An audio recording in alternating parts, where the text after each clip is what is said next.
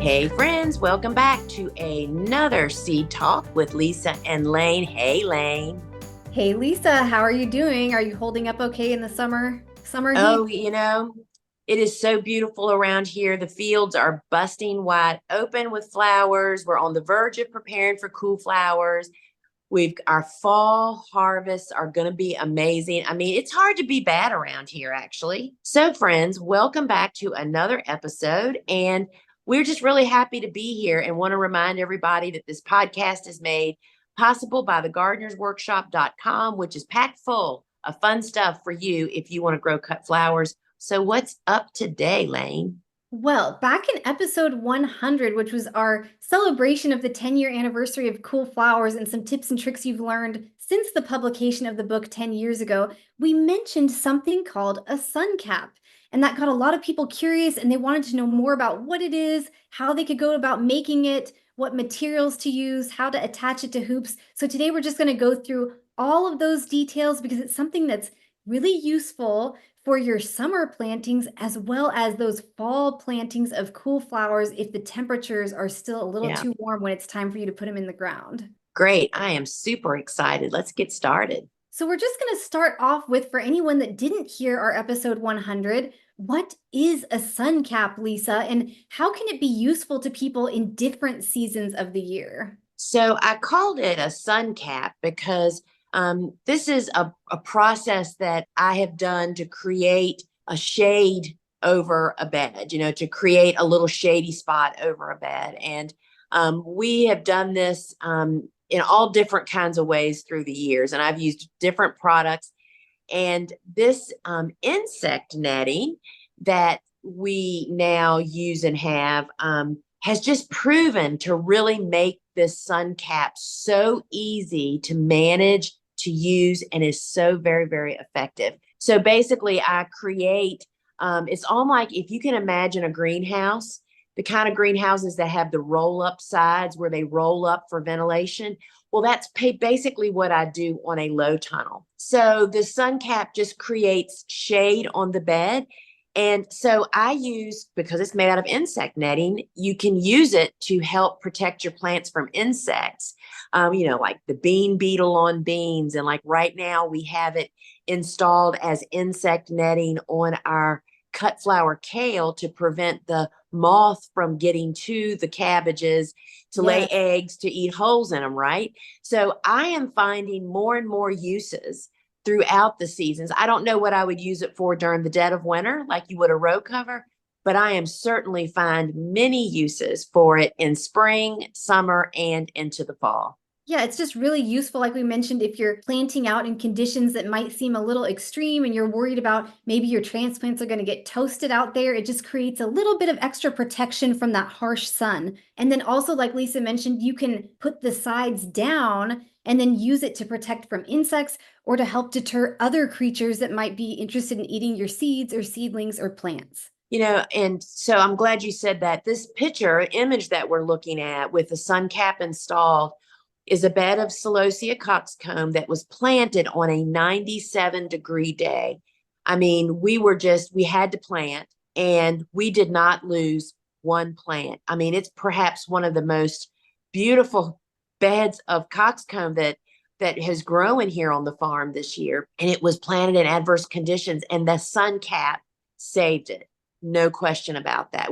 I would have expected to have lost at least a quarter of those plants. The ones that weren't quite as healthy of a transplant, and that the side of the transplant touched the edge of the film they were planted in. All kinds of stuff can really challenge them. And it worked really, really well. What would make you decide to use a sun cap, Lisa? What would warrant it being installed, in your opinion? Sure. So the conditions I just described, planting on a summer day when it is really hot, and it really doesn't matter how much you water. When it's hot like that, just the sun, I mean, you can hardly stand out there and work in those kind of conditions. So that is the really perfect condition. And I tell you, the other time that it saves our lives is when we plant our cool flower transplants in the fall. What has been happening in the past years is fall just kind of continues on weeks longer than it's supposed to. Our first frost date comes and we might have a little nip of a frost, but then it goes right back to fall-like conditions. And what that creates is just warmer daytime temperatures. And so by installing a sun cap, it just cools down the surface and just slows that whole process. So I'm feeling like we're able to plant our cool flowers a little bit more on time than we have been able to in the past few years because of the hot days. And I was just afraid that my transplants were going to get toasted, cooked. Yes. So even though the transplants still need to be hardened off before they go under, this just helps to ease their transition and take some of the stress off of the process. Exactly. It just cools the surface down. Yes. So we've mentioned a few times that the material that you're using for the sun cap is insect netting. Why do you like insect netting? And then what are the differences between that and using something like row cover or shade cloth instead? Sure. So the insect netting is kind of like, for those of us that are old enough to remember, is very much like pantyhose. It's stretchy. And that makes it really easy to work with in the garden. And I find it to be more durable than row cover. We do use the lightweight row cover because we want the maximum benefit of air, water, and light to really be able to penetrate that. This insect netting, because the holes are bigger than row cover, there's not as much thermal capture underneath of it as there is with row cover. And that's what attracted me to it first. You know, it's like even when I make a sun cap using row cover, it still tends to really hold in more heat, even with the sides rolled up. And when we get wind, we have a lot of wind here on my farm. It was not uncommon for the row covers, even when they were carefully attached, to rip. This insect netting being more durable, and it's like it fits the hoops better, and I think it just holds up against the wind a little bit better. I've just found it to be much more manageable. It costs more than row cover, but I see that it's going to last longer. You know, we are not known to be super careful with our covers. You know, I mean, you just get tired and drag them and pull them. And so far, I have no insect netting with holes in it, you know, and so I'm just saying it can take a little bit more abuse and it doesn't trap the heat quite as much. Shade cloth, I do believe, I have not used it on an actual low tunnel. I know that it's even more costly than insect netting. And I think that I would just have to test that. I have not got firsthand experience to compare it, but the cost is what has prevented that. So the insect netting you're using, Lisa, it's got a bit of stretch to it. It's see-through. You can see if you're watching over on YouTube when Lisa was holding it up to her face, you can see her face right through it. So it's very breathable and it really doesn't retain a lot of heat compared to something like row cover. Yeah, so we are really just enjoying this whole exploration with insect netting. Yeah. And then, like we mentioned before, the insect netting can be used for other purposes. You can use it to protect from pests, or maybe you have birds or some other creature trying to eat your stuff. In that instance, you wouldn't want to install it as the sun cap, like we're going to describe. You could put the sides down and weight it down with anchor bags or whatever your preference is so that you get that protection. And just remember, if you're using it on something like kale to help prevent moths and butterflies from laying eggs on it, make sure the fabric is not touching the actual plant material. Right. Right now, for instance, we have it down for pest protection, and we're still having warm days. And every time I walk out to the bed, I'm thinking today's the day because it's hot. They're just going to be wilted, the seedlings. And so far, so good. All right, Lisa. So can you walk us through how you would actually install a sun cap on a row? Sure. So, I mean, this is true. You can use a row cover the very same way. So I actually, because of both the insect netting and row cover is about 6.5 feet wide, I actually fold it over, which for the row cover makes it trap even more heat, right? Or for the row cover, you can just gather up the edges. But for the insect netting, I fold it in half. And then I use these jumbo clips, which I'm showing you on the image that you just get at a big box store somewhere. They are really, they are really strong. And so I just use our pre-arched wire hoops in the ground installed like you would put for a regular row cover, and then just clip the insect netting to each side. And I do roll it up just a little bit to give it more grip. And then you just attach the clip over the hoop and grabbing the actual insect netting. And I mean, I'm just so pleased that blow through hurricane that we had with those really bad winds, it just held up beautifully through it. How high do you leave those sides up off the ground? So it really depends on your placement of your garden. So we're out in full blast in sun, right? So I probably have like an 8-inch from ground level up to the bottom of the Suncap, because I want to create shade, and I want to also be sure the edge row of plantings are actually shaded also. So it just really depends on what your sun coverage is and how the sun hits your bed. But we did 8 inches and it worked well. Yeah, so it's definitely coming down the sides of the arch a little bit. It's not Yes. just on the top. Right, correct. And do you like to space the hoops the same as you space when you're installing row cover? Exactly, 10 feet apart. And because if you're using it for heat, protection from the hot sun, you really don't want it to sag down and touch your plants, because that'll really heat them up. So 10 foot would be my recommendation. And do you have to do anything special on the ends to secure it? We do secure it with weight bags, just like we do row cover, 3 bags. And I install it the same way, secure the ends, pulling the netting taut that's up on top of the hoops, and then 3 weight bags at each end, and then clipping at every hoop. All right, so moving on, how long do you typically leave this sun cap up? So let's say you just put some transplants in the ground, you're using it to protect them. How long do you leave that sun cap up? And then are there any weather conditions in terms of temperatures or rain or wind that would cause you to want to remove it? So that's a great question.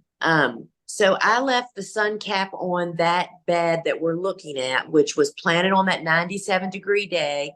And they were beautiful transplants. They were probably 4 inches tall. They were, it was really a great set of plants to test this on. And then we left it on for about 7 days to allow the plants to get well rooted in. They're well watered. They're kind of over their hump. So 7 to 10 days would be a good time to remove the sun cap after planting the bed. Yeah. And just like with any material, UV rays and exposure to the elements will contribute to its deterioration over time. So it is a good idea, once you don't need it anymore, to go ahead and remove it, which we will talk about how to do that in just a minute as well. Lisa, does this impede your ability to water? If you're someone that's watering with a wand or something rather than drip tape, does this impede your ability to water and to weed under there while it's up? It could. I mean, you could again. So we're only doing the cap for 7 to 10 days, right? And so the sides are perhaps might need to be lifted a little bit to water with a wand or even to whole weed. But yeah, that is really, I mean, I just love managing this stuff. It is super simple to do, as you worked your way down the bed. And we took this cap through a pretty blustery storm, and it was still attached and in good shape after the storm. So you would probably not be inclined to remove it even if you knew there was a big storm coming. Yeah, correct. All right, our last question is going to be, is the insect netting reusable, which we've already kind of mentioned that it is, and then how can people actually go about removing and storing it so they can maximize its life? So I tend to roll up my row covers and my insect netting by winding it up on my arms, and that just makes it kind of organized. And then you can fold it in half and tuck it away, because you want to store all of this stuff out of UV rays, as you mentioned, because it ages it. Every minute it's out in the sun, it's aging. The timer is ticking. And so we just bring it in and put it into a bulb crate with other insect nettings, and they're stored indoors out of sunlight. Do you tend to take all the clips off of the hoops first before you go to then wind it up? Yes. Yeah. So typically I walk down and remove the clips on the other side, then take the bags off of one end and start winding and just walk it up, and then take the bags off the other end when I get there. That just keeps it from flapping free in the wind. out in the garden when you're trying to roll it up, and damaging other flowers in the garden potentially. And then, like you mentioned, just store it somewhere that's cool and dry and out of direct sunlight, and that's going to help you maximize its longevity. Yes. All right. Any final comments or thoughts, Lisa, about the Suncap, or any advice to people who are thinking about implementing this on their farm or in their garden? Yeah, I feel like the insect netting has been a really good investment for us here. I'm finding, just like I wished I'd have invested more in metal T-posts years ago instead of buying wooden stakes every 3 years. You're looking back thinking, gosh, if I'd have done it from the beginning. I feel like that with the insect netting can be a really useful tool that you can just buy slow over time, because it is more costly than row cover, but I see that it has some potential great benefits. Yeah, you haven't been using it super long term yet to be able to determine this, but just based on how the material seems to act and feel compared to row cover, how many times or how many seasons do you foresee being able to use the insect netting for the same piece? Yeah, I'm feeling pretty confident about at least 2 seasons. I know that our experience with our seed grower who had isolation tents, I know that she got to only open and close her isolation tent sometimes once or even twice, and she had rips. And we Oh. haven't experienced that at all. And I've pretty much challenged it. So I'm feeling pretty confident that we're going to at least get 2 years, potentially maybe even 3. All right, well, that does it for this episode on how to build a sun cap to protect your transplants. Will you be trying this out, or do you already do something similar to this on your farm or in your garden? We'd love to hear about it. You can let us know using the form linked in the show notes, or you can leave a comment over on YouTube. And thank you so much again for joining us, everyone. And be sure to follow or subscribe wherever you're watching or listening so you won't miss any of our future episodes. And as always, please be sure to share with a friend if you think they might enjoy Seed Talk as well. And just thanks again for being here. Thanks for another great show, Layne. And friends, remember, you can always find the tools, seeds, supplies, and insect netting, row cover, hoops, and all of that over at thegardenersworkshop.com. And we are here to help when you need it. Till we meet again. Ciao. Bye.